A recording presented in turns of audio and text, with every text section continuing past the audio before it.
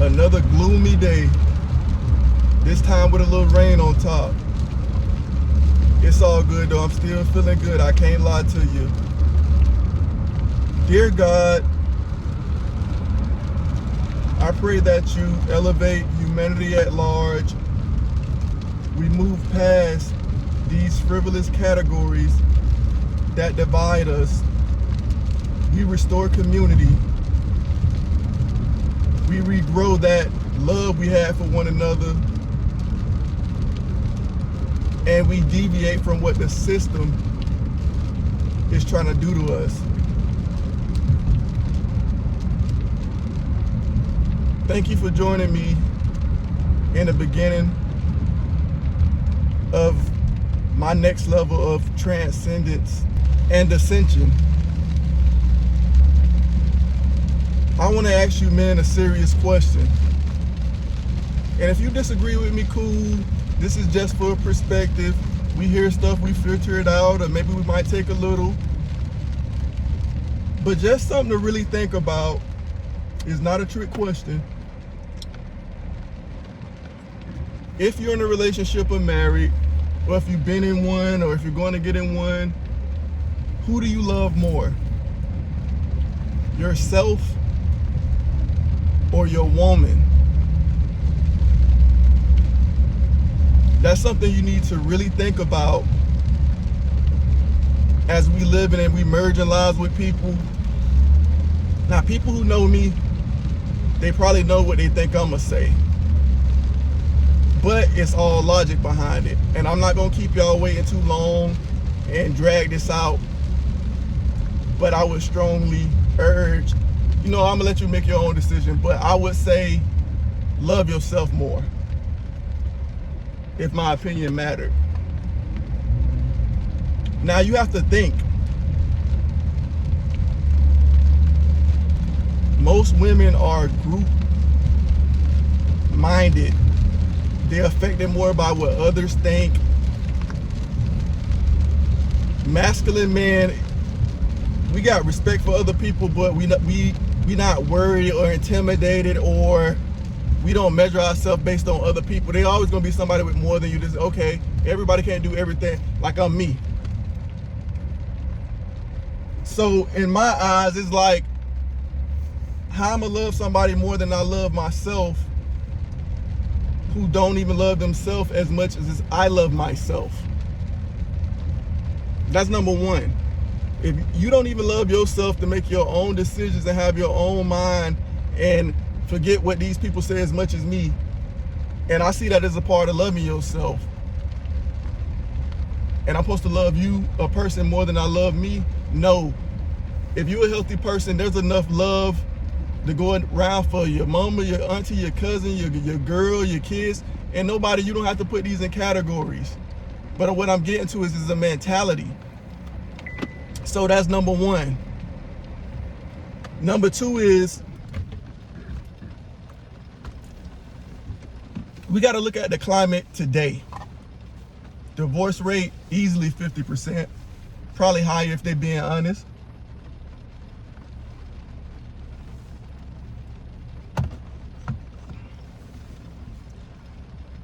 Over 70% women file first, but we taking vows, we saying death do us part, sentencing, you know what I'm saying? College educated women, you got a 90%. If it's a divorce, 90% of the time they done filed. So what I'm saying is, love your woman, but don't love her more than yourself, as far as letting her take away your hobbies. Fall into a silly mindset, happy wife, happy life. Because if she's nagging, you gotta check that. If she's disrespecting you, you gotta check that. Don't let her run away your friends and decide that. I worked with a guy a few years ago, and we had worked together 6-7 years. It's just I left that job like 3 years ago. Literally nothing good to say about him. He didn't have bad interaction with other people. He was just laid back. He was either a Jehovah's Witness or Seventh-day Adventist, and he was kind of active, but he didn't press that on. He was just real cool, you know what I'm saying? But he said something one day, probably about 5-6 years ago, And he had recently gotten married to his girl. They got a new car, nice BM or whatever. And she encouraged that, but after they got the BM, she was like, oh, this is an extra big expense, blah, blah, blah. We need to cut back expenses. You should stop going to the gym. Now for me, you know what I'm saying, chilling, I'm not judging him, but it's like, that's a red flag. I'm not looking down on him or nothing. And you know, cause he's listening, he was just like, yeah, I cut my gym membership. Ooh, man, and you know, and he used to be an athlete like me. Every time I worked with him here and there, we didn't work together a lot, but we worked at the same place. And then it was all good love. And it was in a situation where he was looking for input, and we was talking and he was telling me something that happened. So for me to overstep that boundary and kind of possibly put a damper on something that's been good, cordial between us, because I'm overly opinionated, I didn't feel like that was my place. But the thing is, your wife just told you to cut your gym membership that was $30 a month. That's the basis of you. Working out touches every love, pleasure, feel-good hormone. Endorphins, serotonin, oxytocin, all of that. Sex is good for all of those too. But your wife can't be there when you land in the hospital bed, on your sick bed, or on your deathbed, and you dealing with this health element that you did because you stopped working out 30 years ago because she told you to cut back on expenses that was $30 a month. If you can afford a BM, you can afford to work out. And that's the little things that creep in when I'm telling you, don't love yourself in a selfish, narcissistic type of way. Love yourself in a healthy, productive, purpose-filled type of way. Whereas the stronger you are physically, mentally, spiritually, the more people you can help, the better person you can be. And that's the God's honest truth. So you want to make sure you get in your balance, your self-care, you know, and don't tell your wife everything. You know, just like I say, your wife should never be telling you to stop working out because she can't take them health elements for you. She can be there by your side, or she can leave you in a nursing home. But she should never be able to tell you don't work out. That should be a no-no, and you got to disagree to all costs because that's your body.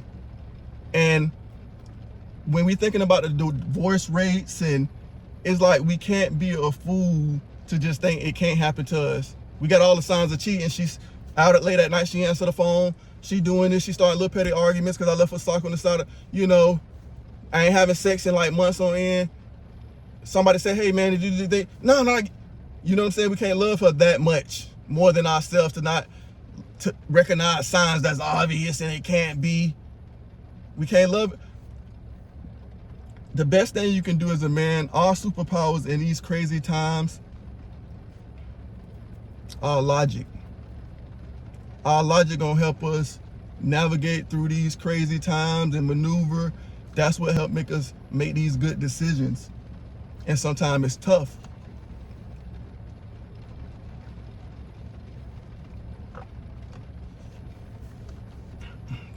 That's the burden and the gift of a man. Yeah, it's some hard pills to swallow. It's tough, but once you get over that and you live by codes, life becomes so much smoother. That's why on this rainy, gloomy day, I'm smiling. I walk in and I bring brightness to other people, and I truly feel good. I don't have to fake it. So as men, logically, we know divorce has a good chance to fail. And if it does work, it's not really working probably 90% of that other 50 time where it looked like it's working on the outside. You got a probably a 80 to 90% chance of being miserable for an extended period of time if you've been married for years on end. You got your exceptions. You got to, hey, are we banking on outliers? That's what we do with our logic. No, we prepare. Okay, I do think I can trust this one, but just in case she divorced me, I got a stash over here where that blow a little softened. I don't want to jump off the bridge because I'm going through it with divorce court and I can't afford a lawyer and she got one. I had a little stash I had just in case something happens. I don't love her that much. Whereas like I gotta tell everything, because your wife don't tell you everything. Good, bad, and different. It might have been a little this, a little that. It might have been something, it might have been nothing, it might have been a whole lot. But she don't tell you everything. But you'll get a stash and tell her, she'll guilt trip you. Oh, you don't trust me, oh this, oh that. And now you feeling bad. Y'all done spent your little stash up on vacation. Then a couple years later when you broke, she divorced you. Because at the end of the day, logic tell me, and it ain't even logic, it's experience. When I sat in all of them court cases, the judge never asked once who loved who or who loved more. And then when you go to your girl with that sad story, like, I trusted you, she don't want to hear that. She gonna be in court. Hey, he raised his voice with me. And when he showed up to my job one time and got aggressive because I was eating lunch with my coworker, who was just a coworker who I fucked. And the judge probably gonna say, boom, protection order granted. Get out your house. You feel me? I'm just saying all of that. I'm not a negative person. I'm not. I did get because I know a lot of people jump to that like, oh, he been hurt. Okay, possibly. But at the end of the day, I kept my property and my kids. Thank you, God. I've been in a relationship with somebody who overall, I gotta say, I've been happy. 5 years for what that's worth. Just coming from a place of love. All it is a harsh reality. Whereas a man, if you're getting into something, keep a part of yourself. Don't do away with all of your hobbies. Don't neglect your self-care. Plan for the worst a little bit. Because guess what? What hurts worse? If I throw a punch with the same velocity, speed, power with a glove, or with a glove and you got on a head protector. If you got on the head protector, chances are it's gonna not feel as bad. The blow gonna be cushioned a little bit. You gotta protect yourself. You gotta think logically. It's not sweet out here. There's somebody who came out, thank you God, for friends, family, loans, ability to get into debt, ability to speak up, having a good lawyer. Thank you God. I'm not bragging, but this is somebody who won, and I'm being honest. I saw somebody kill themselves behind me who went through the similar thing that I went through a year later. Love yourself. You don't gotta never tell your girl, oh, I love myself more. It ain't something you got, because you got enough love to go around for everybody. Treat her right, but to be aware and see signs and know that it's just you. Everybody gonna, you might have your mom at the end and a couple people, but you're gonna have a lot of people at the wedding. You're gonna have a lot of people tell you go ahead and marry her. But then when you down on your luck and broke as hell, and you strengthening and scrambling, you're gonna wonder like where all of these people went. They're gonna be at her divorce celebration party. And a couple of them gonna be talking shit about you.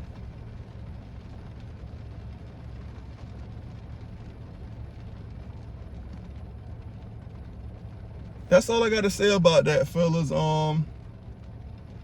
That's the way I see it. I don't look down on nobody for thinking no other way. Leave your comments. If you made it to the end of this video, definitely subscribe. I'm trying to grow the channel some and really get into this and devote some more time.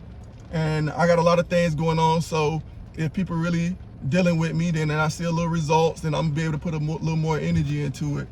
But keep elevating. Much love to all. You always gotta believe in yourself. God put stuff in all of us. No matter where I get in life, yeah, I can be confident and proud of where I get. But the wise man and the fool shall perish. As so the rich and the poor, the tall and the small, the loud and the meek and humble. Leave a positive impact. Enjoy the moment. Don't be too hard on yourself. Enjoy the small victories. Accept truth. even if it's hard to swallow. Peace.